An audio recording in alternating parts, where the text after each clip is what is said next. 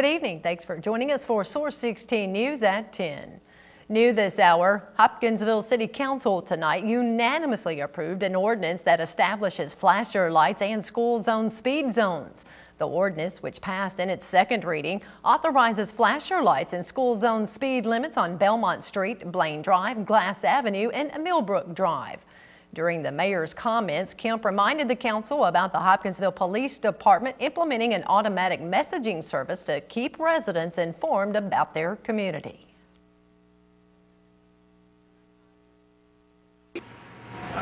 Messages may include a missing child alert, traffic congestion due to a collision, or crime trends in neighborhoods, as well as other relevant safety and community event information. The service is reliable and free for our group to use. The messages can be sent specifically to residents registered within a quarter-mile radius, giving them the opportunity to receive trustworthy information relevant only to their neighborhood. In other business, the city's chief financial officer, Robert Martin, gave a positive report about the city's finances.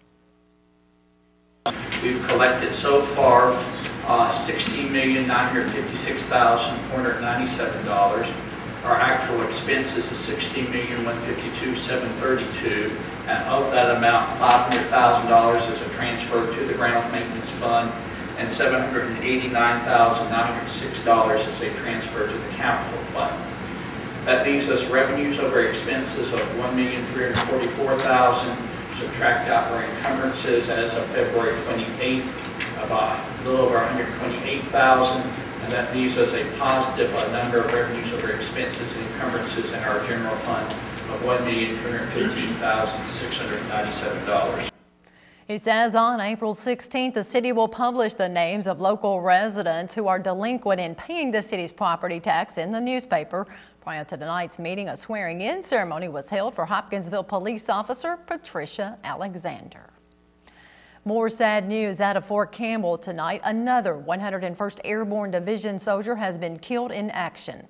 19-year-old Private First Class Arturo Emmanuel Rodriguez of Bellflower, California, died Saturday in Afghanistan after he was hit by small arms fire while on foot patrol.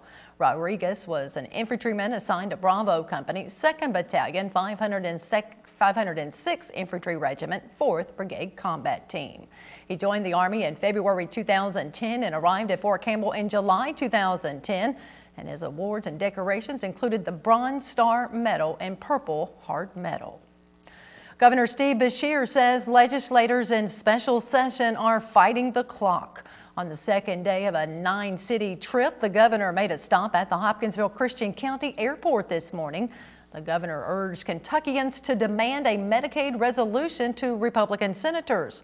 Beshear blamed Senator David Williams for not coming up with a Medicaid budget that forced legislators to return to Frankfort yesterday for a special session, saying time is running out.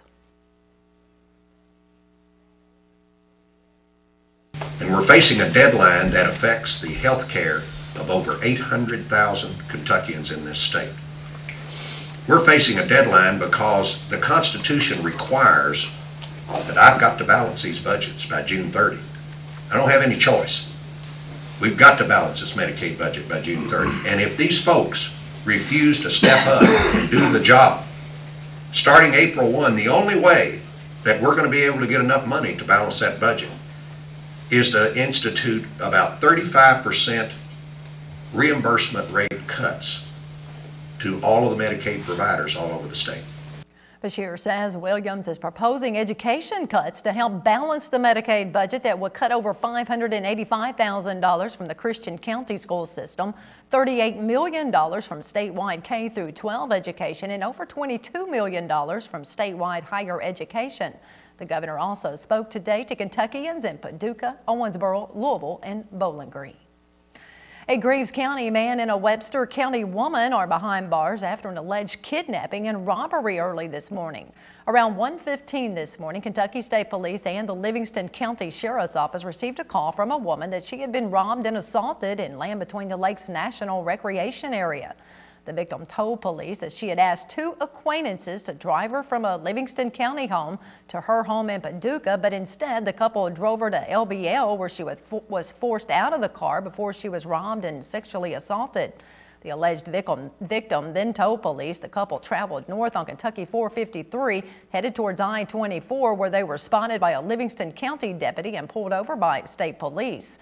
The driver of the car, 39-year-old Eddie Stiers Jr. of Simpsonia in Graves County, and his passenger, 18-year-old Samantha Ellison of Clay in Webster County, were arrested after police located evidence linking the pair to the robbery, including $1,600 in cash.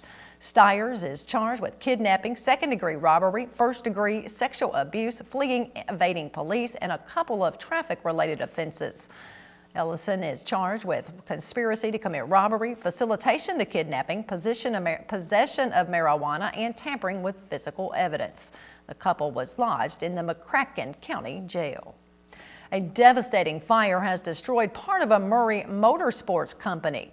Callaway County Fire Rescue Assistant Chief Thomas Morgan told Source16 they received the call of a fire at Hannigan Motorsports on 641 South between noon and 1 o'clock yesterday. Many residents in the area were reportedly forced to stay inside because of toxic fumes that were released into the air due to the blaze. Morgan says it took fire crews a couple of hours to control the fire. Hannigan Motorsports builds trikes and sidecars for motorcycles and has about 40 employees. All of the company's employees were on their lunch break when the fire started, and no one was in the building at the time. Morgan says the cause of the fire is still under investigation by the state fire marshal's office, but arson is not suspected. Business owners in downtown Mayfield are pushing for a parking ordinance to be enforced. Well, studio owner Jill Salea confronted the city council during last night's meeting, saying courthouse employees are taking parking away from her customers. Also, we do a lot of pictures for young families that have infants and young children, and on cold or rainy days, it's very inconvenient for them to have to park a distance away. And that's exactly what they have to do now, of course, is because there's no parking problem in Mayfield. The problem is there's no customer parking in Mayfield. Council members agree that there is a problem with parking in downtown Mayfield and propose changing the wording of the ordinance. We are going to correct that and definitely have a better ordinance, but we certainly want to have something that is something that the businesses, because that's what we want, the businesses. We want the businesses in downtown and people to be able to, because we all know that we'll park at the mall 3 miles away, but we won't walk a block to one of our downtown businesses. The ordinance regarding parking downtown was sent to the Police and Code Committee by council members. Meanwhile, the council approved Mayor Cantrell's pick for police chief. Brian Morrison is Mayfield's new chief of police after Barry Rice stepped down over 2 weeks ago to take a job with Kentucky State Police. Morrison has been with the Mayfield Police Department for about 13 years. Thanks to 2 donations from a local hospital, Murray Independent Schools and Marshall County School District are better prepared to save the life of an employee or student who could have a sudden heart attack. The Murray-Callaway County Endowment for Healthcare recently donated an automated external defibrillator, or IED, to Murray Independent Schools to enhance safety for employees and students at risk of sudden cardiac death. In addition, the Marshall County School System received 4 donated AEDs from the Murray-Callaway County Endowment for Healthcare. An AED is an emergency medical device that delivers an electrical shock to a person who is experiencing a life-threatening abnormal heart rhythm or sudden cardiac arrest. Motorists traveling in Hopkins County need to be aware of another road closure due to ongoing rail crossing work.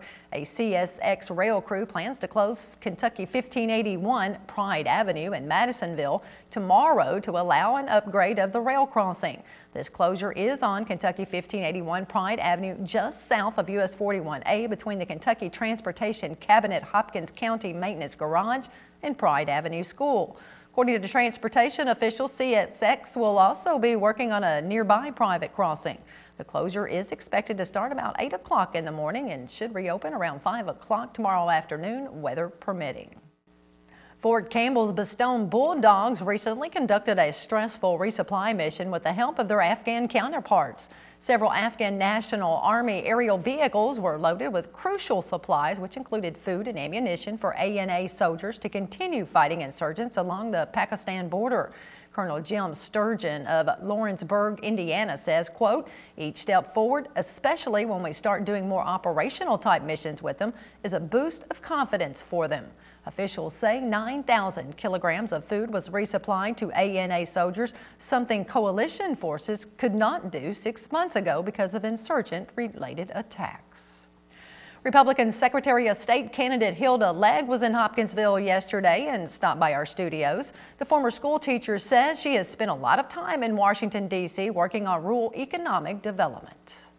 Working with President Ronald Reagan and both President Bushes, focused on rural economic development. My job has either been in teaching as a former school teacher, in not-for-profit work, and for running programs that impact our rural communities across not only the Commonwealth, but the nation as well. So I'm very adamant about economic development in our rural areas, very passionate about educating our young people, and excited about this campaign for Secretary of State. As Secretary of State, she says Kentucky needs to continue to upgrade technology, create jobs by facilitating business filings, and be aggressive seeking out new companies that may be willing to locate in the state in order to create more job opportunities. Most importantly, Legg says we have to protect our vote, which is a given right of ours, and to make sure people understand they need to exercise that right and how powerful that vote is.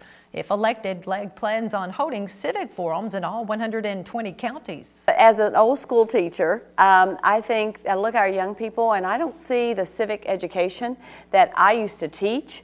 And certainly that I had growing up in a rural school system. So I'm going to be very aggressive in going to all 120 counties and creating civic forums and helping our young people understand about the act of voting, about being involved across party lines, but being an active citizen. And so I'm very excited about launching that and being a spokesperson from the Secretary of State's office to make that a very successful and put Kentucky on the map nationally as a state that understands that its young people, they're the future, and we have to make sure they are engaged. Legg was born and raised in rural Adair County in the 1st Congressional District and now lives in Somerset. During the May primary election, she will face off with Republican Bill Johnson of Elkton. Tonight's Mega Millions jackpot is $172 million and Wednesday's Powerball jackpot, $67 million.